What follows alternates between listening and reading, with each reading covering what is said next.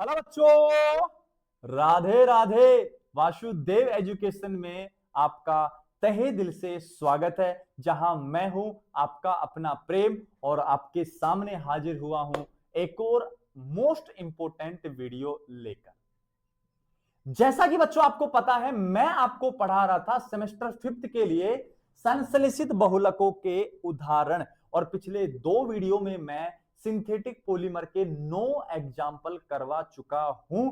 अगर वो वीडियो अभी तक आपने नहीं देखे हैं तो बेटा आप शायद थोड़ा लेट हो गए, और ये आपकी जो लेट होने की प्रक्रिया है ये आपको कहीं ना कहीं रिजल्ट में भी लेट करवा देगी, रिजल्ट में भी आपको बहुत पीछे रख देगी। तो आप लेट नहीं होना चाहते हैं तो इसके लिए मैं आपको एक सजेशन दूं बेटा, सजेशन दूं आपको क्या करना है, वासुदेव एजुकेशन के यूट्यूब चैनल को नीचे सब्सक्राइब जो बटन दिया है ना उसको दबाकर सब्सक्राइब करना है, और उसके पास एक बेल आइकन का हिट आइकन दिया है उसको हिट करना है। उससे फायदा क्या होगा, जब भी हम वीडियो लेक्चर लेके आएंगे तो सबसे पहले आपके पास नोटिफिकेशन आएगा, और कहीं भी आप होंगे, जिस भी स्थिति में आप होंगे वहां आप लेक्चर को खोल के देख लीजिएगा। इतना ही हम करवाते हैं, आपको आसानी से समझ आ पाएगा, हम भी लेट नहीं होंगे, हम भी रिजल्ट में बहुत आगे रहेंगे।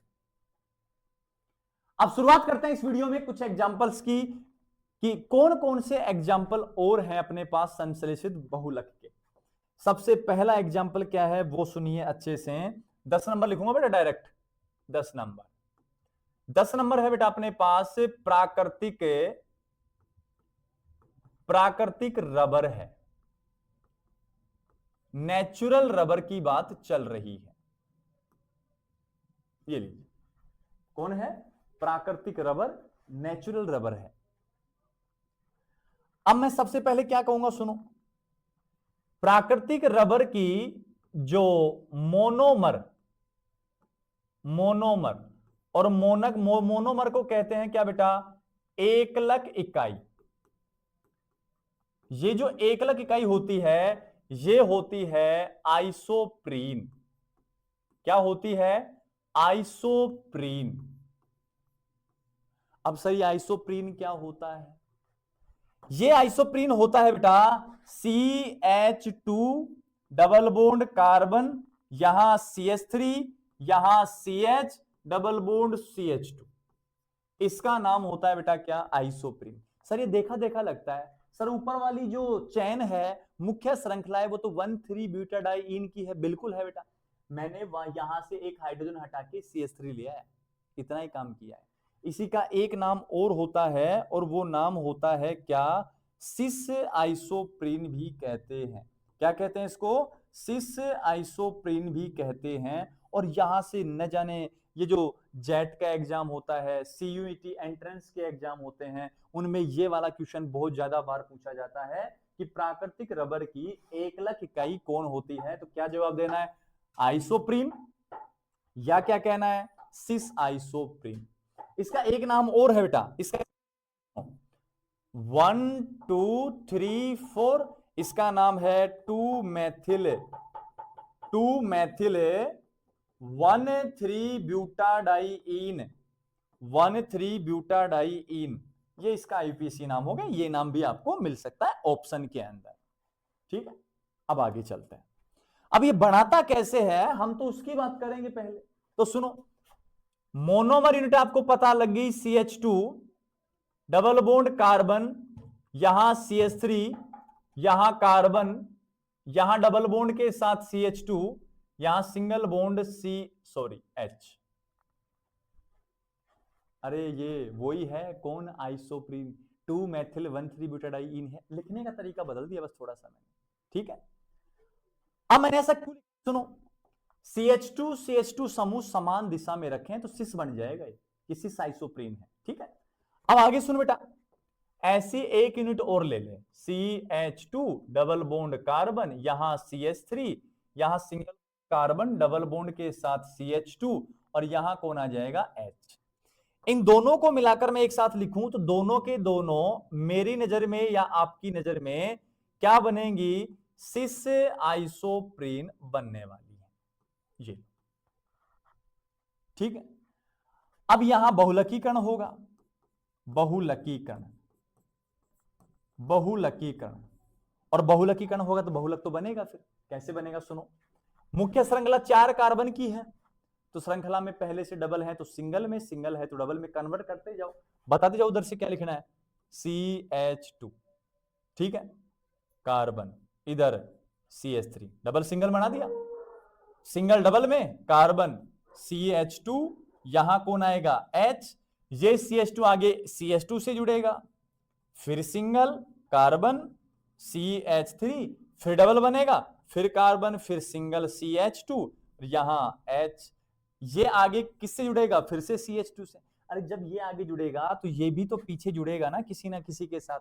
ऐसी इकाइयां कितनी चल रही हैं, अनेक अनेक इकाइयां ऐसी चल रही है, और जो बना है ना ऐसी कितनी इकाइयां हैं, n। अब फिर से इसके आगे क्या लिखोगे, यहां से बोलते जाना आप, सारा आ जाएगा, फिर से आता जाएगा, फिर से आता जाएगा। इसी को कहते हैं क्या बेटा, प्राकृतिक रबर कहते हैं। क्या कहते हैं इसको, प्राकृतिक रबर कहते हैं, ये लीजिए, ठीक है, याद रहेगा। प्राकृतिक रबर की मोनोमर इकाई क्या है, सिसाइसोप्रीन या आइसोप्रीन या 2-मेथिल-1,3-ब्यूटाडाइईन। लेकिन इसमें थोड़ा सा काम करना है, ये आपको गोल्डन पॉइंट दे रहा हूं बेटा, गोल्डन पॉइंट है, गोल्डन पॉइंट्स बता रहा हूं। अब वो गोल्डन पॉइंट क्या है वो सुनो, अगर बेटा ऐसा हो जाए CH2 डबल बॉन्ड कार्बन, यहां H CH3, यहां C, यहां H, और यहां कौन आ जाए डबल बॉन्ड के साथ CH2।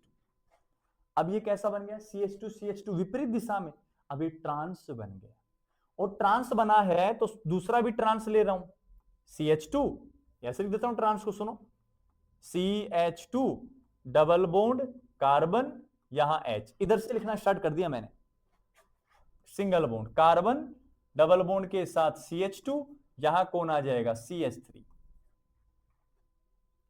अब इसका नाम क्या बना, बस फर्क इतना ही है कि वो सिस था तो ये क्या है ट्रांस, तो ये ट्रांस आइसोप्रीन है। क्या है ये, ट्रांस आइसोप्रीन है।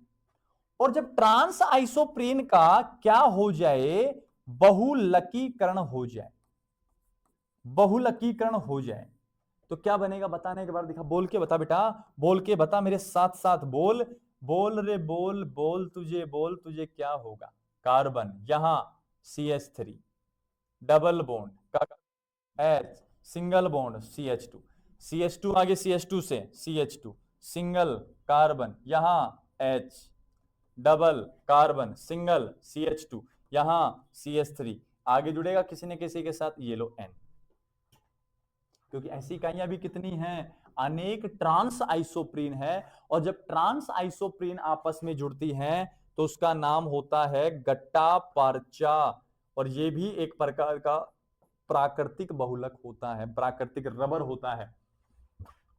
तो गोल्डन पॉइंट में नया क्या मिला बेटा आपको, आपको मिला गट्टा पार्चा, और गट्टा पार्चा क्या होता है, ट्रांस आइसोप्रीन का बहुलक होता है गट्टा पार्चा। क्लियर, ये नया है कुछ सीखने का। चले आगे, नेक्स्ट देखो, 10 के बाद 11 नंबर की बात करूं तो 11 नंबर अपने पास है कृत्रिम रबर। कौन है बच्चों, कृत्रिम रबर है, सिंथेटिक रबर की बात चल रही है। अब सिंथेटिक रबर क्या होता है वो सुनो, फिर से इसकी मैं क्या लिखने वाला हूं, एकलक या मोनोमर लिखने वाला हूं। और अब इसकी जो मोनोमर होती है, मोनोमर होती है, वो होती है क्लोरोप्रीन। क्या होती है, क्लोरोप्रीन होती है। अब ये क्लोरोप्रीन क्या होती है उसको समझो। क्लोरोप्रीन होती है CH2 double bond carbon Cl CH double bond CH2। Sir ये तो फिर से ऐसे नहीं लग रहा क्या कि 1,3-ब्यूटाडाइईन है और इसमें H को हटा के Cl ले, बेटा इतना ही काम किया है। तो सर इसका आईपीएसी नाम क्या होगा, 2 क्लोरो 1,3-ब्यूटाडाइईन, ये इसका नाम हो जाएगा। ये लीजिए, तो क्लोरोप्रीन कह दो एकलक या क्या कह दोगे, 2 क्लोरो 1,3-ब्यूटाडाइईन कह दोगे। चलेगा यहां तक। अब इसी आधार पर फिर इसका एक नाम और बना दिया गया और वो नाम इसका है नियोप्रीन। नियोप्रीन को तो कहते हैं कृत्रिम रबर, आइसोप्रीन को कहते हैं क्या, प्राकृतिक रबर। कृत्रिम रबर की एकलक इकाई क्या है, क्लोरोप्रीन है। तो इनमें कंफ्यूजन में नहीं आना है, सारा स्पष्ट करवा रखा है। बनाएगा कैसे वो ध्यान से समझ लीजिए आप, आगे चलिए। CH2 डबल बॉन्ड कार्बन, यहां Cl, यहां CH डबल बॉन्ड CH2। ऐसी कितनी इकाइयां हैं, अनेक, अनेक हैं। तो प्रक्रिया कौन सी होगी, बहुलकीकरण होगी। और बहुलकीकरण होगी तो क्या लिखूंगा, सुनो, CH2 सिंगल C, यहां Cl, यहां CH डबल आएगा, CH2, ये लीजिए N। इसी का नाम है कृत्रिम रबर कह दो, रबर कह दो, या इसी का नाम क्या है, नियोप्रीन रबर है। क्या नाम है, रबर कह दो इसको, नियोप्रीन रबर कह दो। क्लियर है। तो ये थे बेटा अपने पास दो प्रकार के रबर, पहला है प्राकृतिक रबर और दूसरा था कृत्रिम रबर। उम्मीद है आपको अच्छे से समझ आ पाया होगा। अब मिलते हैं नेक्स्ट वीडियो में कुछ अन्य एग्जाम्पल्स को लेकर, और अन्य एग्जाम्पल्स जो भी रहेंगे ना बहुत ज्यादा इंपॉर्टेंट रहेंगे, उनमें सब बात करूंगा मैं रेजिन की। और रेजिन भी एक प्रकार के बहुलक होते हैं, मैं समझा दूंगा सारा। बस आपको जाते जाते क्या करना है, चैनल को सब्सक्राइब करके जाना है, बेल आइकन को हिट करके जाना है, और वीडियो को ज्यादा से ज्यादा अपने दोस्तों के साथ शेयर करके जाना है। साथ के साथ खुश रहना है, पढ़ते भी रहना है। तब तक के लिए मेरी तरफ से बाय बाय। साथ के साथ राधा राधा नाम का जाप करते रहना, वासुदेव वासुदेव कहते रहना, क्योंकि ये आपके थोड़ा काम आने वाला है। समझ रहे हो मेरी बात को, ठीक है। यहां तक मिलते हैं नेक्स्ट वीडियो में कुछ अन्य एग्जाम्पल्स के साथ।